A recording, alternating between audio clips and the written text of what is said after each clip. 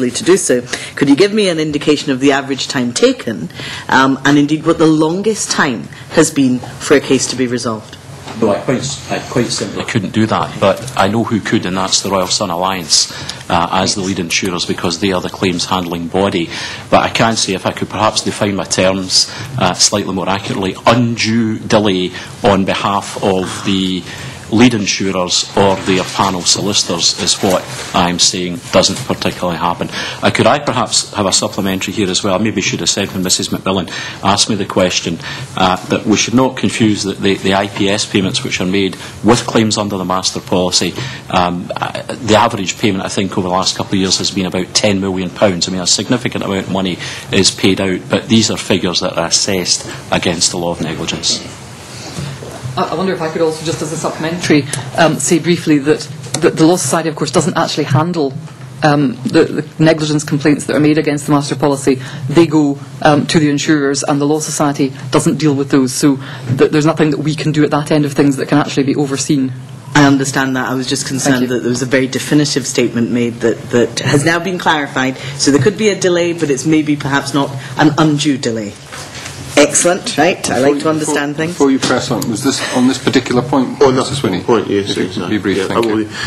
I'm interested in what the President of the Law Society has just said about the fact that the Law Society has nothing to do with the arrangements for handling negligence claims, because I have in front of me a memorandum which was issued by Mr Mill in connection with the case of one of my constituents on the 5th of July 2001, and I don't know if it's available in the evidence base of the committee, but I know the convener has it already, and I'm happy to pass that on. Which the committee has. The committee has that. That's fine.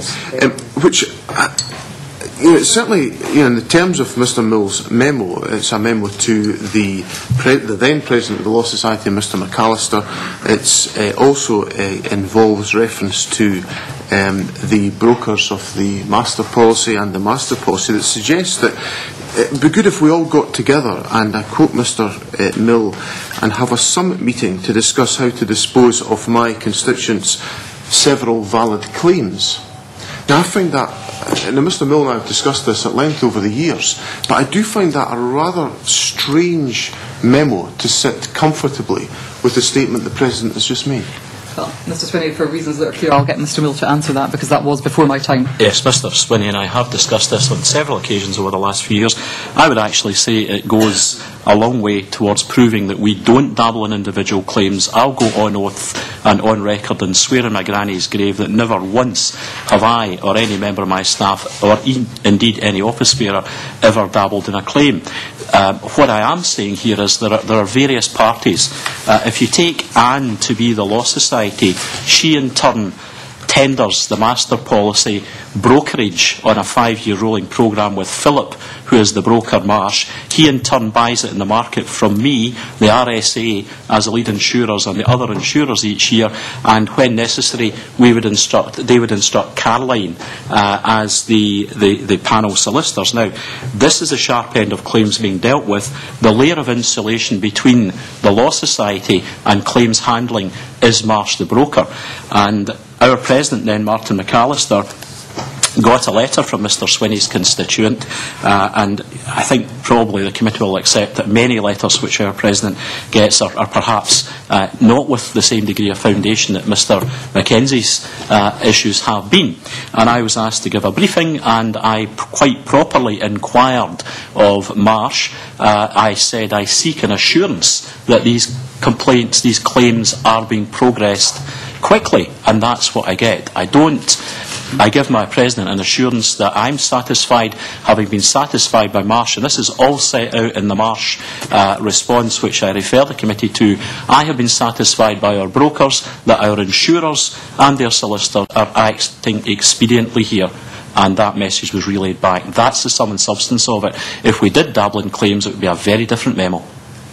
I think for the sake of the record, I just would like to place on record the fact that the memo of the 5th of July encourages a summit meeting on the up-to-date position, looking at both the complaints and the claims aspects, which rather suggests to me that the Law Society have been involved in this area. And just also for the record, I would point out that this claim remains unresolved today, and this memo was dated the 5th of July 2001, and I appreciate your indulgence, Convener, to allow me to make that point. Well, I really feel I really required to respond to two aspects of that. I mean, first of all, if the claim remains unresolved, that's really a matter for Mr Mackenzie and his agents and the master policy. There may be a plethora of reasons why it's unresolved. As far as complaints handling, Mr Mackenzie's inquiry of our then, I think, fairly recent President was the mixed issues, and we accept that from the client's point of view, sometimes they find it difficult to extract out what's a complaints issue and what's a claim issue. It is perfectly valid for me to inquire of Philip and his team, does Mr Mackenzie have complaints? Yes. Are they being dealt with expeditiously? That's very different from dabbling in the merits, which we would never do. I can give a personal assurance to the committee that that is and will always remain the case. Obviously, this committee is not in a position to arbitrate in this matter, but we've got the matter on the record. Very briefly, if it is on this